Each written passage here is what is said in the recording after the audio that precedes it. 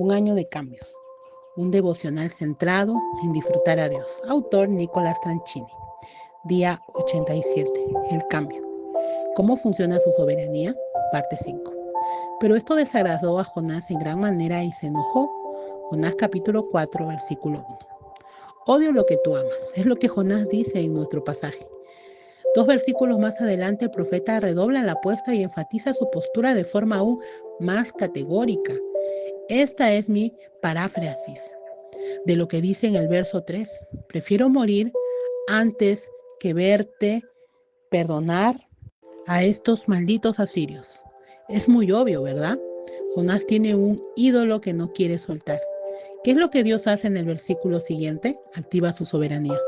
Si lees con atención el capítulo 4, y te recomiendo que abras tu Biblia y lo hagas antes de seguir leyendo, notarás que se produce una especie de déjà vu divino. ¿Qué quiere decir? Que Dios vuelve a llevar a Jonás al capítulo 1, o mejor dicho, que Dios reproduce el escenario del capítulo 1 en el capítulo 4. Permíteme elaborar un poco mejor esta idea. Como vimos días atrás, en el libro de Jonás nada sucede por casualidad. Las palabras específicas que el profeta selecciona para describir los acontecimientos tienen toda la intención de mostrarnos que nada le sucede por azar. Comparemos ambos capítulos para observar esta dinámica. En el capítulo 1, Dios utiliza una tormenta para acorralar a Jonás y ayudarlo a meditar en lo que ha hecho. ¿Cómo? Lo deja 3 días pensando en el vientre de un pez. En el capítulo 4, Dios utiliza un sol abrasador para achicharrar al profeta y ayudarlo a reflexionar en su actitud. El texto es muy claro, ninguna de estas dos circunstancias naturales son un accidente, ni la tormenta ni el sol.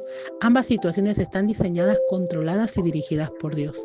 Dice Jonás capítulo 1, versículo 4, el Señor desató sobre el mar un fuerte viento.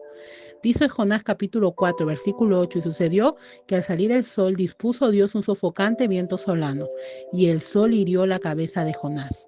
¿Puedes ver el déjà vu divino? Ninguno de estos acontecimientos es accidental o producto del azar. Dios lo dispone con toda intencionalidad. ¿Cómo funciona la soberanía de Dios? ¿Cómo se relaciona con nuestros cambios a nivel corazón? El texto nos muestra a Dios como una especie de ajedrecista cósmico que ordena estratégicamente todas las piezas en la vida de Jonás, para que el profeta no pueda escaparse de la lección que Dios quiere enseñarle. ¿No ha aprendido la lección en el capítulo 1? No hay problema. Se puede repetir el intento en el capítulo 4. ¿No has notado esta clase de patrón en tu propia vida? ¿No te ha pasado que a veces el mismísimo cielo parece confabularse para hacerte vivir una y otra vez experiencias de injusticia o frustración que parecen reiterarse? ¿Será que Dios tiene una intención didáctica con ella? ¿Será que como Jonás te estás resistiendo? ¿Será que por esa resistencia a abrir las manos Él tiene que permitir que vuelvas a experimentarlas? ¿Tienes tu Biblia abierta en el capítulo 4? Observa el texto. ¿Cuántas veces habla Dios en este capítulo? 2. ¿Qué dice Dios en ambas ocasiones? Exactamente lo mismo. En ambos casos repite la misma pregunta. Dice Jonás capítulo 4, versículo 4. ¿Tienes razón para enojarte? Dice Jonás capítulo 4, versículo 9. ¿Tienes razón para enojarte? ¿Será casualidad que el Señor repita la misma pregunta 2 veces? La respuesta cae de madura. Ambas preguntas tienen toda la intención de ayudar a Jonás a pensar, pero ¿a pensar en qué? El pasaje lo afirma 2 veces. Dios quiere que medite en la razón que motiva su enojo, es decir, que Jonás descubre un ídolo que no puede ver. Como se puede ver en el Antiguo Testamento y en el Nuevo Testamento, Juan capítulo 15, versículo 2 y Hebreos capítulo 12, versículo 7, para Dios. Esta forma de utilizar su soberanía no es una excepción, sino una costumbre. Dice Ageo capítulo 1, versículos 5 al 7. Pues así ha dicho Jehová de los ejércitos, meditad bien sobre vuestros caminos. Sembráis mucho y recogéis poco. Coméis y no os saciáis, bebéis y no quedáis satisfechos. Os vestís y no os calentáis, y el que trabaja a jornal recibe su jornal en saco roto. Así ha dicho Jehová de los ejércitos, meditad sobre vuestros caminos. ¿Puedes ver el mismo patrón en Ageo que en Jonás?